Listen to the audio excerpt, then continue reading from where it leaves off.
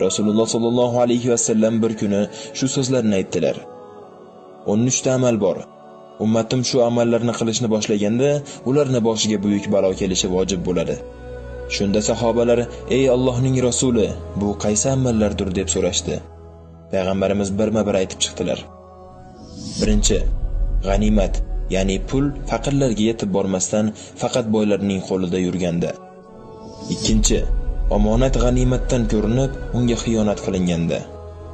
Uchinchi, zakot ibodatday ko'rinmay, pulim kam bo'lib qoladi deb berilmaganda.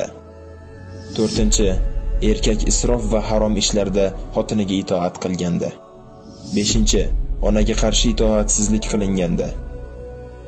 Oltinchi, do'stlarga yaxshilik qilinib, otaga do'q u po'pisa qilinganda.